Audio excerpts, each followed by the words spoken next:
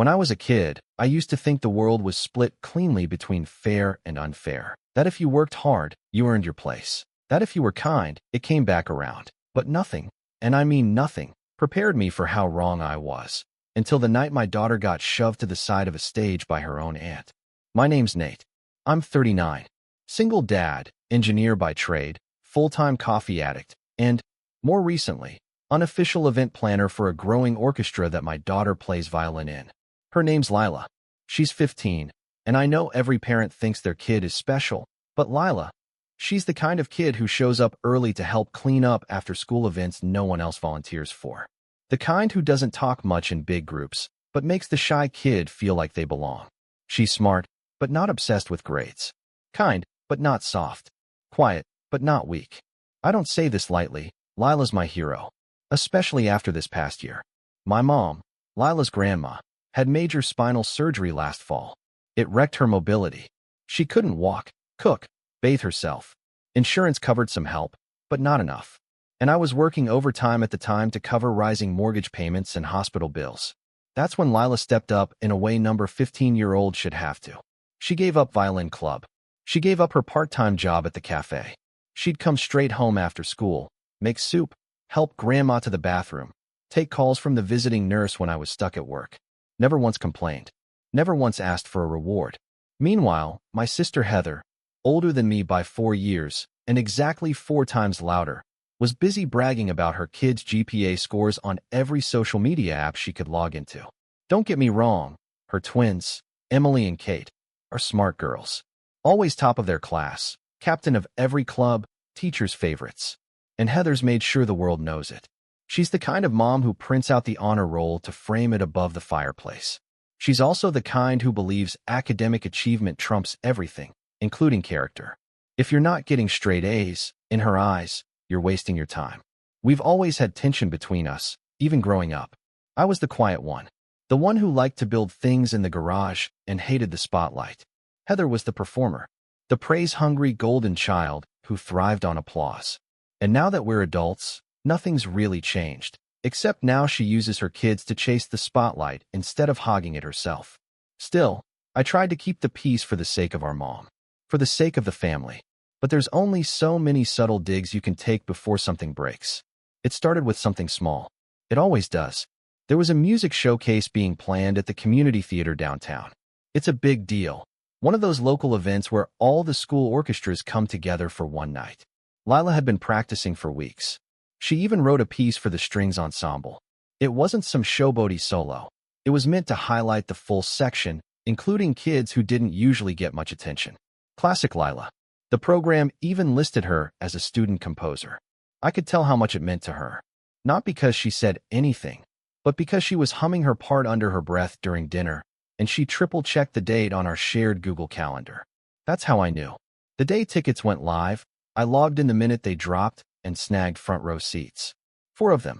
1 for me, 1 for my mom, who was finally able to sit upright for longer than 30 minutes, and 2 more, just in case. I didn't even know who I'd invite. Maybe one of Lila's friends. Maybe her music teacher. Honestly, I just wanted her to have someone cheering loud in the front row. She deserved that. I didn't tell anyone in the family about the tickets. I didn't think I had to. But then, 2 days before the show, I got a call from Heather. Not a hi, how are you kind of call. A straight to the point, no pleasantries, I'm already irritated kind of call. Hey Nate, I'm just making sure you got tickets for Mom. I did, I said, stirring soup on the stove. Front row. There was a pause. Oh, you got front row? Yeah, I said slowly. Figured Mom would appreciate being close, since her eyesight's not great these days. Another pause. I could practically hear her calculating something. And, did you get any for the rest of the family? I hesitated. Just 4 total. Me, Mom, and 2 extras. What? Well, she said, her voice sharpening. You do realize Emily and Kate are performing too, right? They made principal violin and cello. Front row would mean a lot to them. I blinked. I didn't know that, but congrats to them. That's great. Right, she said quickly. So I assume you're willing to give up those front row seats? I mean, no offense, but Lila's just part of the ensemble. Not even a soloist. I let that sit for a beat. Just long enough to feel the burn behind my eyes. She composed one of the pieces, I said. She's been helping Mom recover for 6 months. I figured she earned it. Heather scoffed. Helping around the house isn't the same as being academically excellent. My girls have maintained perfect grades, Nate. Straight A's. Principal chairs. That's not easy. And you know how much they've sacrificed. They've earned the spotlight. I wanted to hang up. I almost did. But instead, I said, I already bought the seats, Heather. There was silence. Then, stiffly, fine. Just don't expect the rest of the family to sit behind some ensemble player. Click. I stared at the phone for a long time. Then I looked over at Lila, who was sitting at the kitchen table, helping Grandma adjust the Velcro on her wrist brace while reading a book on her lap. She looked up and smiled like nothing had happened. I didn't tell her about the call. The next day, Heather posted a status on Facebook. So proud of my girls earning principal positions. Can't wait to watch them shine from the front row. And just like that, I knew she wasn't going to let it go. She wanted to fight. She wanted the spotlight. And she didn't care who she shoved out of the way to get it.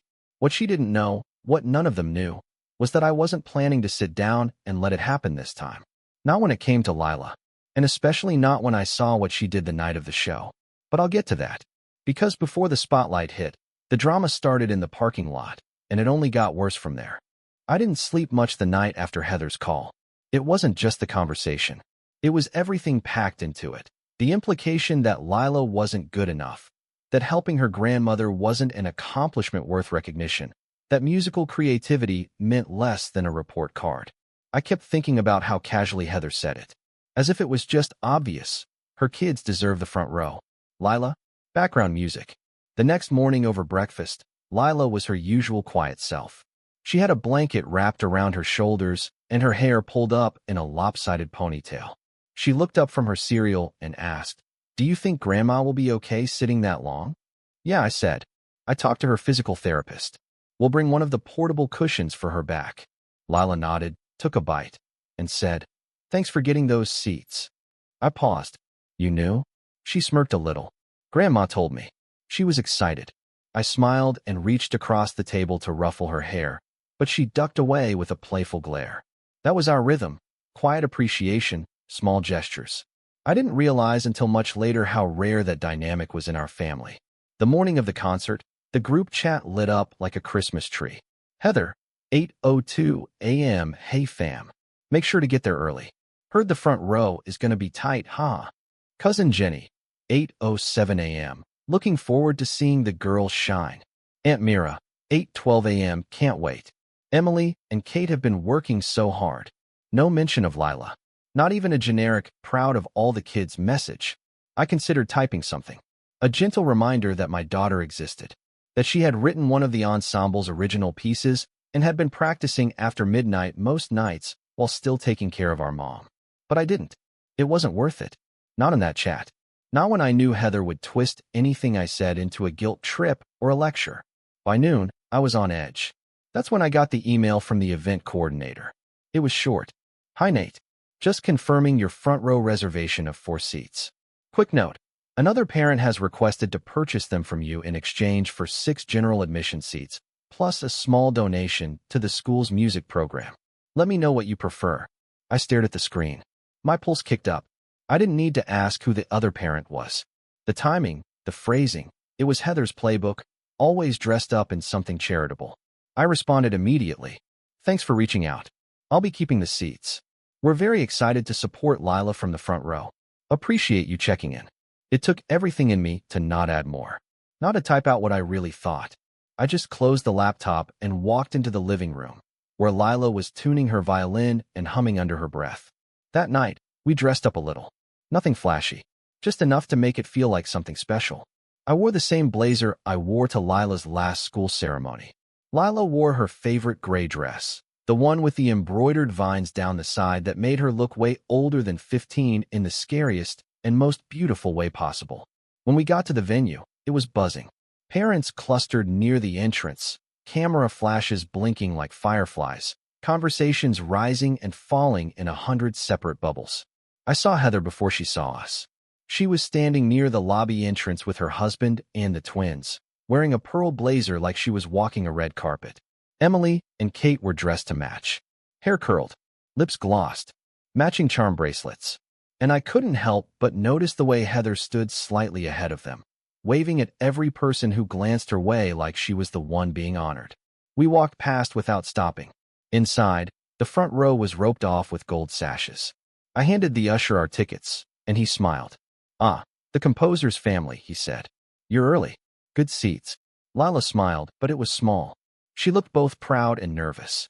We took our seats. Me, Lila, my mom, and one empty chair. I had texted Lila's music teacher that morning and offered it to her, but she hadn't confirmed. I figured it would go unused. 10 minutes before the show began, Heather arrived. She walked in like she owned the place, marched straight toward the front row, and stopped cold when she saw us already sitting. The look on her face was pure disbelief, like someone had told her the stage was being moved and she didn't get the memo. Heather leaned over the rope and said, just loud enough for us to hear, "Excuse me, you're in our seats." The usher, bless his heart, stepped in before I could respond. "Actually, ma'am, these seats are reserved. The gentleman here booked them weeks ago." Heather blinked. "I know he did. That's the problem." The usher looked confused. "I'm sorry." Heather smiled sweetly at him, but it didn't reach her eyes. "It's just that my daughters are principal violin and cello tonight. It's important they see some familiar faces in the front row. You understand, right?" I stood up. "Back off, Heather," I said quietly. She turned to me, her smile dropping. "Nate, don't be petty. You've made your point. But it's not about you. It's about what's fair. Emily and Kate are very talented." I cut in. "But so is Lila. And she's sitting right here. Maybe instead of trying to shove her out of the spotlight, you could try supporting her." Heather's face hardened. "You've always been jealous of my girls. Admit it." I stared at her. "No. I've just always been tired of pretending that you're not exhausting." That earned a small snort from my mom beside me. Heather turned beet red. Before she could say anything else, the lights dimmed and the MC took the stage. The music began. Lila's ensemble was third on the program.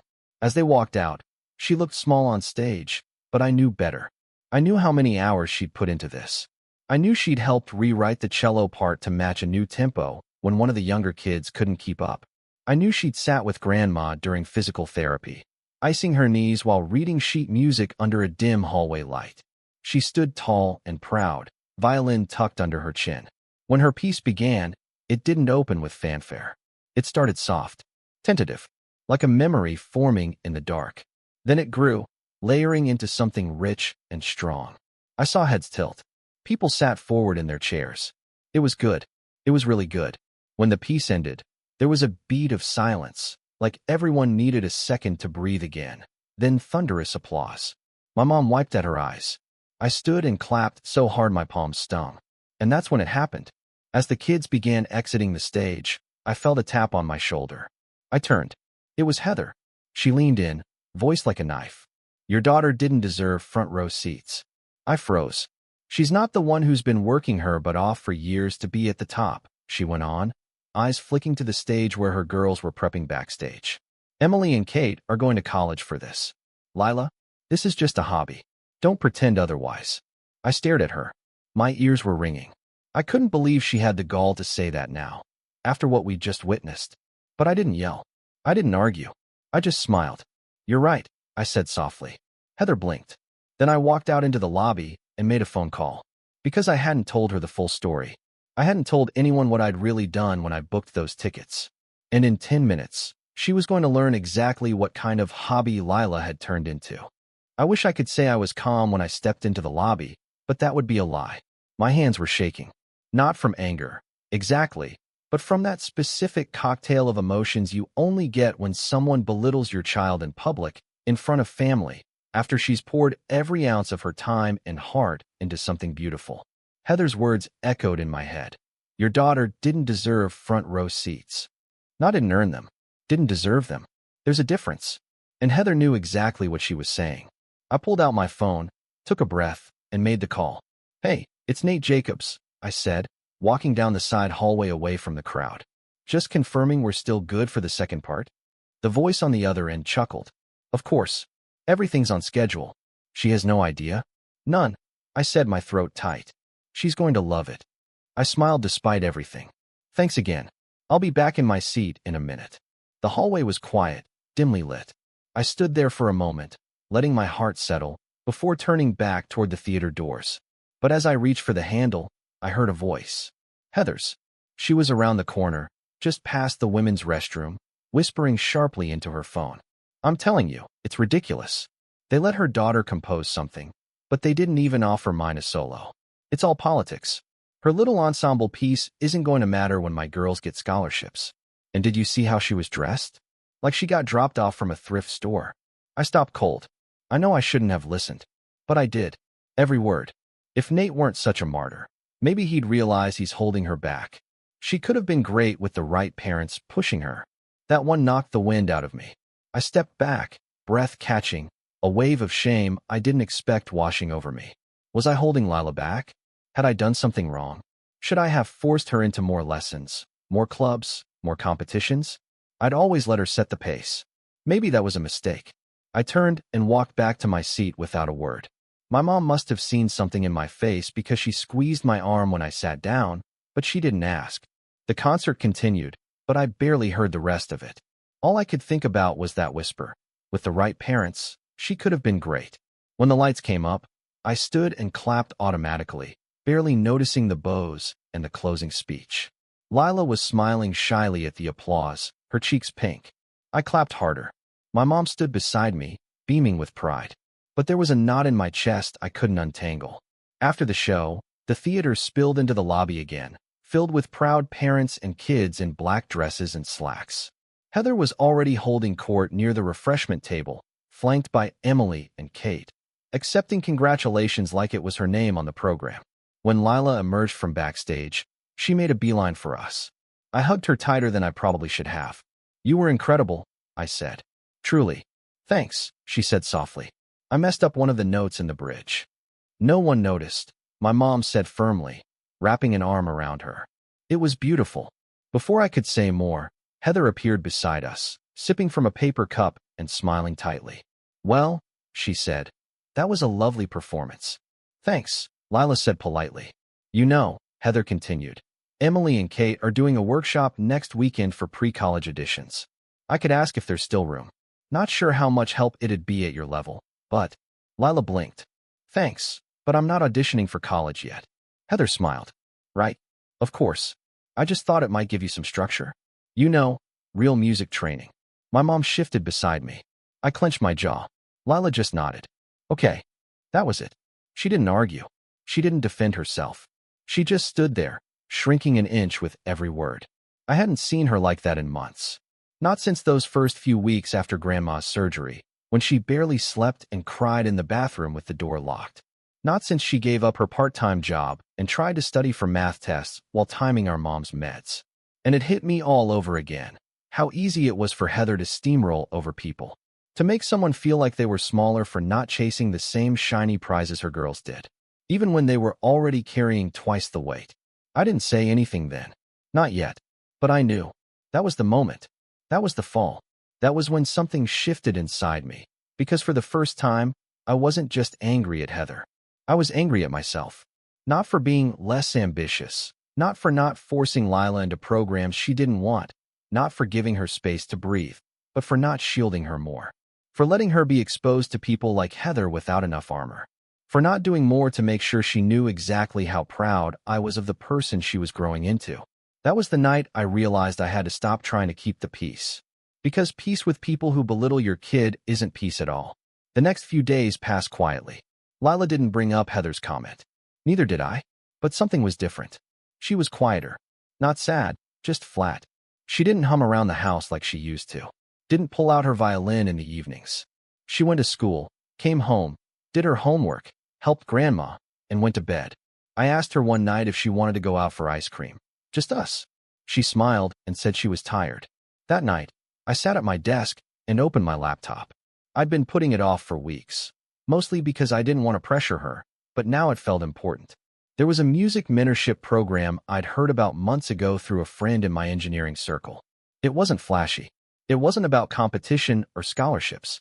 It was about composition. Real composition. Pairing young musicians with working professionals, film scorers, game music producers, even Broadway arrangers, to help them develop their own voice. Not to win trophies. To create. I reached out to the contact that night. We exchanged a few emails. I sent over a clip of Lila's performance, the one I'd secretly recorded from my phone. They responded in 2 days.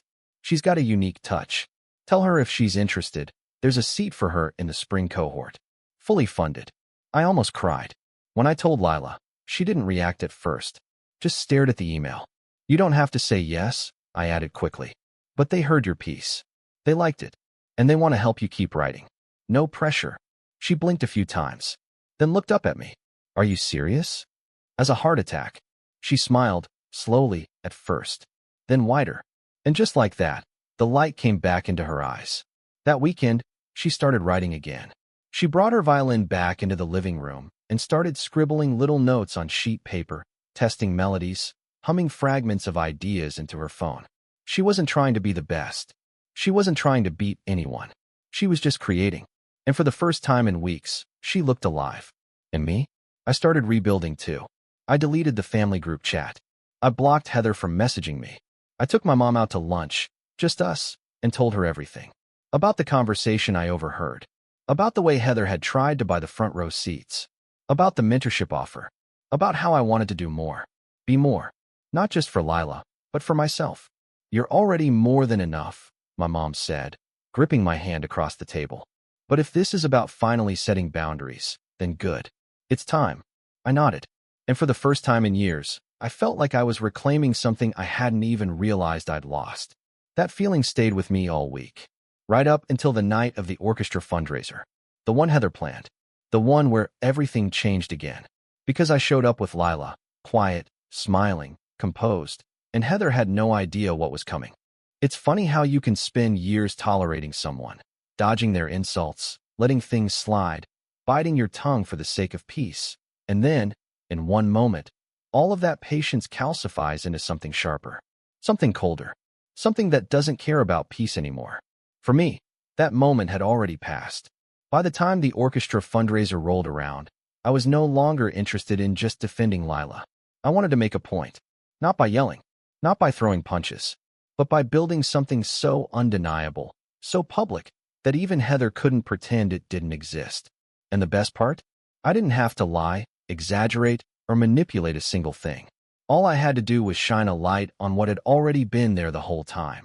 Lila's kindness, her effort, her quiet brilliance. I just needed the right stage. And wouldn't you know it, Heather handed me one. She was the lead organizer of the spring fundraiser for the district orchestra program. It was a black-tie event at the country club where she and her husband held their annual holiday party. Tickets were $150 a head, with proceeds going toward new instruments, sheet music, and travel costs for out-of-state competitions. Every family was expected to contribute, either by buying a table, donating auction items, or helping coordinate the event. Heather, of course, took the reins like she was running a Senate campaign. She created a color-coded spreadsheet with donation goals and assignments. She delegated auction item outreach to less busy parents. She even assigned roles to the students, most of whom had no idea they were about to be paraded around like decorative centerpieces. Lila, naturally, was put in charge of coat check. When she told me, I laughed. Not at her, but at the predictability of it all. She said I'd be best suited for something low pressure. Lila said with a shrug. Did she? I said. Lila nodded, then went back to her sandwich. But I wasn't laughing later that night when Heather called me out of the blue. Hi, Nate, she said, syrupy sweet. Quick favor to ask. What's up? We had a cancellation for one of the donor performances. Just a 5-minute spotlight. Would you be able to convince Lila to play something? Nothing flashy, just background music. You know, while people arrive. I paused. You want her to perform, but also work coat check. Heather laughed lightly. Well, she can play for 10 minutes, then head to her station. We're on a tight schedule. I could hear the strain in her voice. She didn't want to ask. She didn't even like asking. But someone must have dropped out and left her in a bind. And the fact that she turned to Lila, of all people, must have stung. I smiled. Sure, we'll be there. What I didn't tell her was that Lila wouldn't just be playing a 5-minute background melody. Because while Heather had been busy assigning my daughter to coat check duty, I'd been busy too. I'd met with the mentorship program director, the one who'd seen Lila's composition. We talked about her work, about her potential, and about a special opportunity they had coming up, a collaborative showcase. Each student would be paired with a working composer to co-create a short piece to be performed live at a professional venue. No competitions, just creation, real performance. With one condition, the student had to submit a full draft of their original work by mid-April. That gave us 3 weeks. So every night, after homework and dinner and helping Grandma, Lila and I worked on it. She wrote the melodies. I offered feedback, only when asked. We played sample recordings.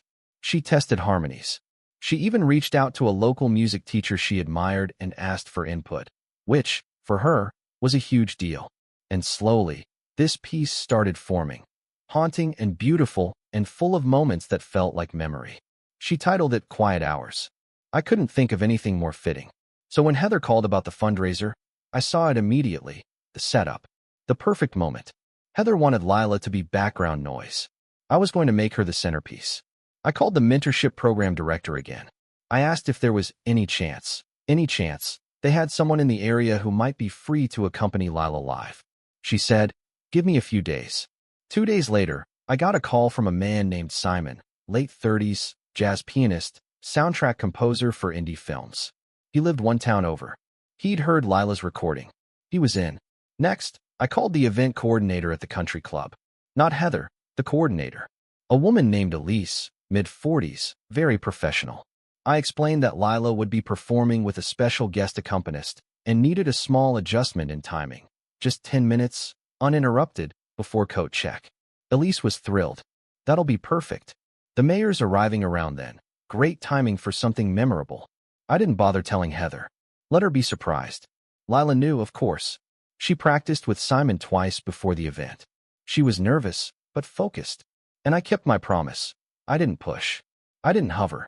I just helped her polish the shoes she wanted to wear, printed her sheet music in triplicate, and made sure the violin was tuned to perfection. The night of the fundraiser arrived crisp and cold. Lila wore a dark green dress with subtle embroidery at the sleeves. Her hair was half up, half down. She looked elegant, but not showy. Confident, but grounded. I dropped her off at the performer's entrance, where Simon was already waiting. She gave me a small nod before heading inside. Meanwhile, I parked out front and walked through the main entrance, where the lobby was already buzzing. The silent auction tables were set up, and staff were arranging appetizers on polished trays. Heather was near the bar, clipboard in hand, speaking in a tight whisper to a group of parents who looked like they'd been roped into unpaid labor. When she saw me, she did a double take. "You're early," she said, surprised. "Wanted to get a good seat." I replied evenly. She looked confused for a second, then brushed it off.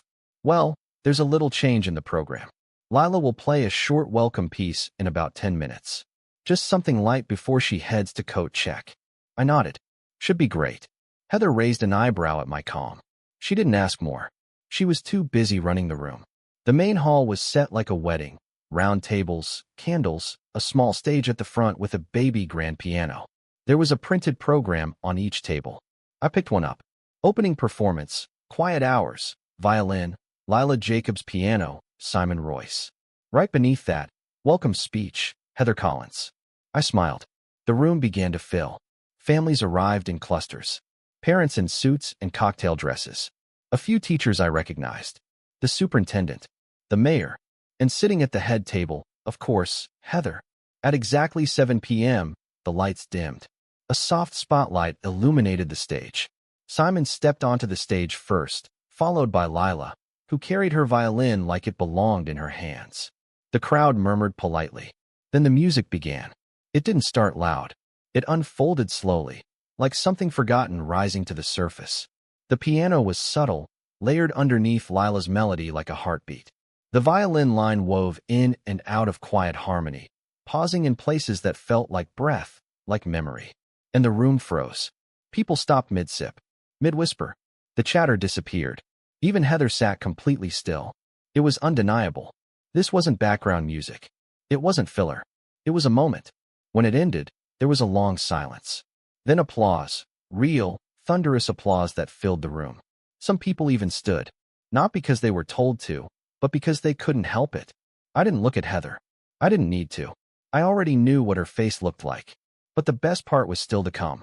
Because just as Lila bowed and began to leave the stage, the lights shifted again, and Elise, the coordinator, took the mic.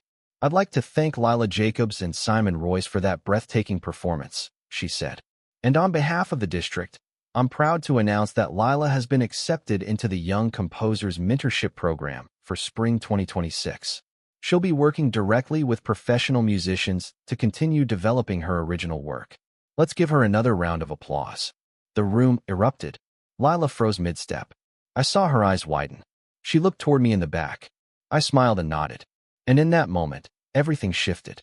Not just the room, not just the fundraiser, the entire dynamic. Heather had built the stage, but Lila owned it now. The applause hadn't even died down before the whispers began. By the time Lila stepped off the stage, the tide had shifted completely.